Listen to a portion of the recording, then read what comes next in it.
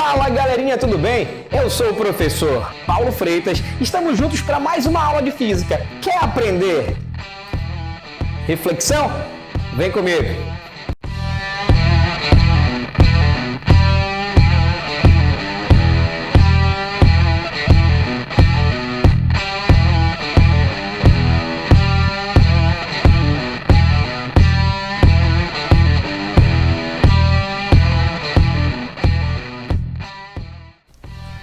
Fala galera, tudo bem? Hoje nós vamos falar então de reflexão. A reflexão, na realidade, ela é um fenômeno pelo qual a luz, ao incidir em uma superfície de separação entre dois meios, retorna ao meio de origem.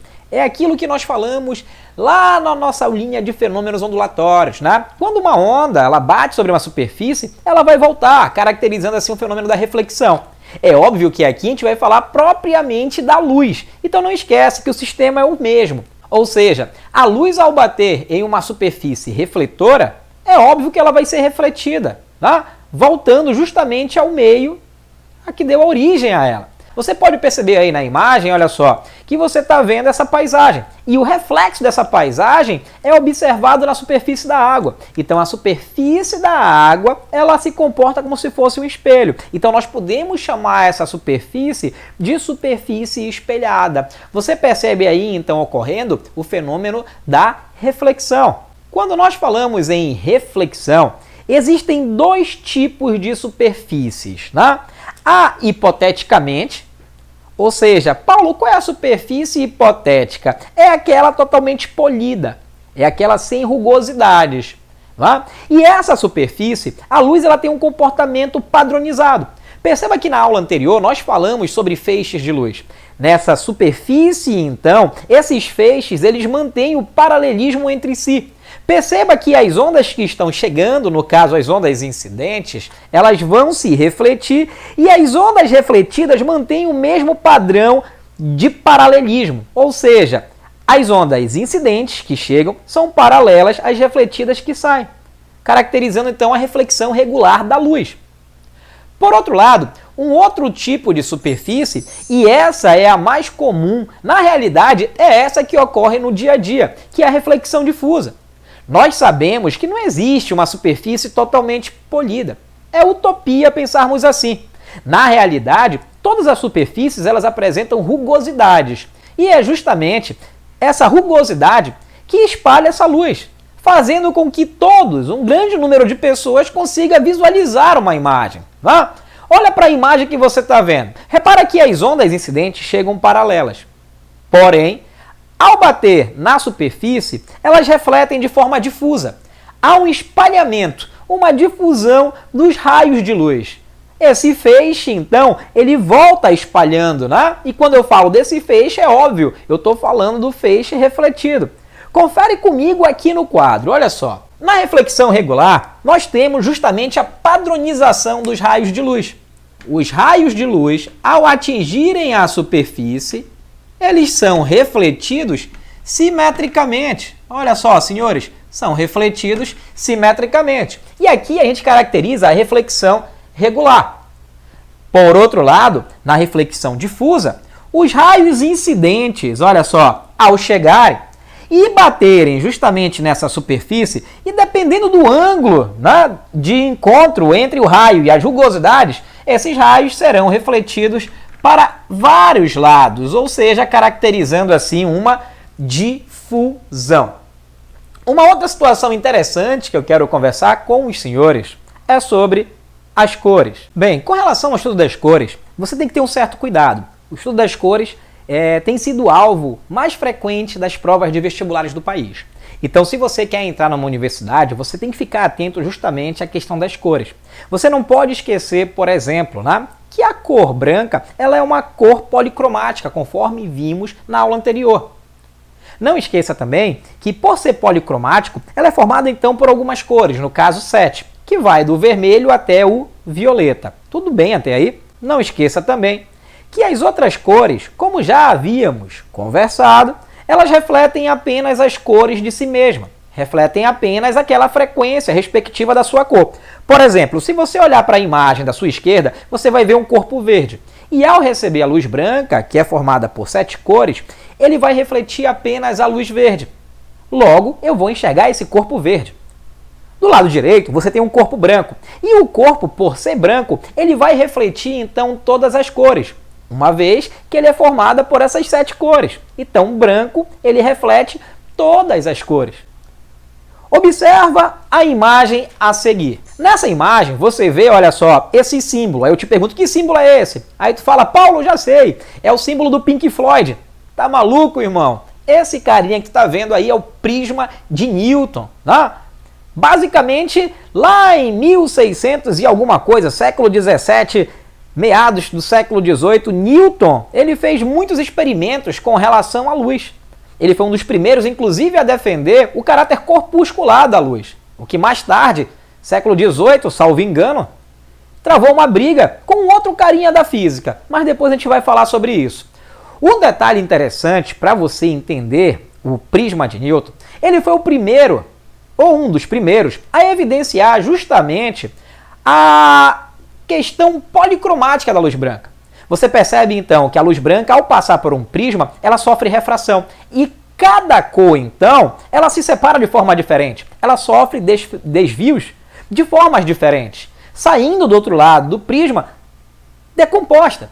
E você percebe então que, na realidade, essa cor branca ela é formada justamente pelo vermelho, laranja, amarelo, verde, azul, anil e violeta, que são as cores que compõem a luz branca.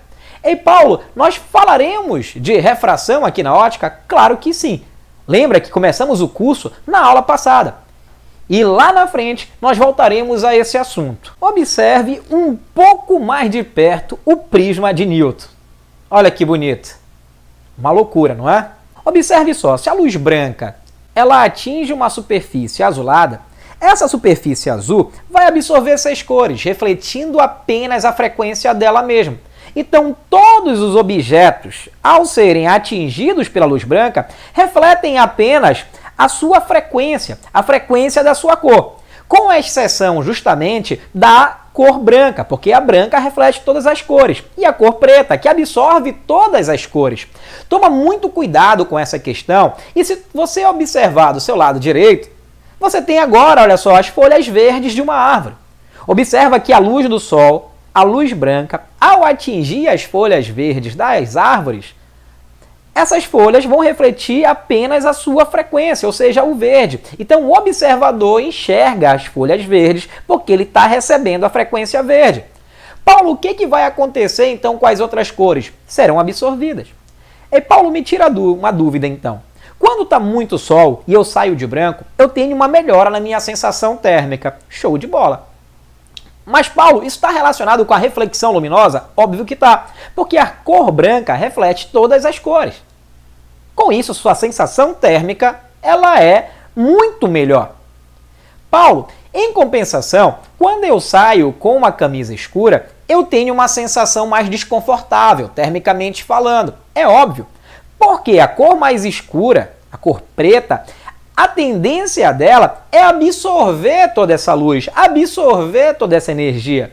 Para você entender melhor essa questão do estudo das cores, eu deixei para ti aqui, olha só, uma imagem bem legalzinha.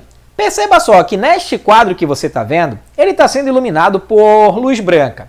Você sabe que a luz branca ela é policromática, ela é formada pelas 7 cores do nosso espectro da luz visível.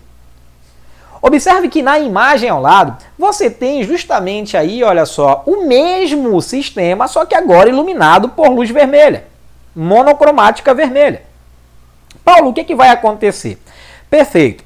O que é vermelho, reflete o vermelho. O que é branco, vai refletir o vermelho. O que é azul, o que é verde, não reflete o vermelho, só reflete suas próprias cores.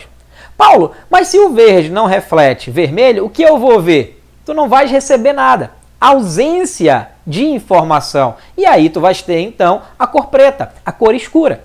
Reparem só, olha como o vaso continua vermelho. Olha como a tela branca atrás, ela fica vermelho, porque ela refletiu o vermelho. Por outro lado, olhem as flores, olhem as folhas dessa planta, que eram verdes. Estão como preto, justamente porque o vermelho não é refletido pela cor verde. Ao lado, observem que ao lado eu tenho o mesmo vaso, só que agora ele está sendo iluminado pela cor verde. Bem, ao receber a cor verde, observa que o vaso com as plantas, que a parte vermelha não reflete o verde. Se não reflete o verde, como você enxerga? Preto. Observa que a raiz, as folhas e as flores dessa planta são verdes. E verde reflete o verde. Observe que a parede atrás, que era branca, também vai refletir o verde, logo você verá verde. Mas a parte azulada e a parte avermelhada para você ficará preto. Ausência de cor, ficará escura. Bem, uma outra questão interessante a ser abordada é a cor azul. Repara que agora você tem uma cor monocromática azul. E ao atingir esse vaso colorido, o branco ele aparece para você azul, porque branco vai refletir todas as cores. Você percebeu lá no começo que no quadro vermelho o fundo ficou vermelho? Você percebeu que no quadro verde o fundo ficou verde e agora no azul o fundo ficou azul? Porque o branco reflete todas as cores. Paulo, e aqueles adornos azuis vão permanecer azul? Paulo, e as folhas verdes? E o corpo da planta verde? Verde só reflete verde, não reflete azul. Ausência de cor. Você vê escuro, olha só. E o que é vermelho também. Observe o vaso. Olha para cá. Bem, galerinha, basicamente o que eu falei para ti é mais ou menos isso bem aqui. Ó. Repara, a luz branca ela é formada então por quantas cores? Perfeito, ela é formada por 7 cores, que vai do vermelho até o violeta. Essa luz branca ela sofre decomposição ao sofrer refração. Foi o caso do experimento lá do Newton que eu falei para vocês. Então a luz branca, ao passar por aqui, pelo prisma, ela sofre uma dispersão, que lá na frente a gente vai conhecer isso como dispersão luminosa, onde há uma separação, devido à diferença de desvios. Aqui se percebe então que a luz branca ela é o quê? Policromática, é apenas uma representação. Um detalhe interessante que você não pode esquecer, imagina essa luz branca atingindo uma superfície azulada. Como nós vimos, a luz branca ela é formada por quantas cores? 7 cores. Porém, se a minha superfície é azul, a luz branca, ao atingir, vai refletir apenas o quê? O azul. Esse objeto, essa superfície, reflete apenas a frequência do seu corpo. Reflete apenas a sua própria frequência.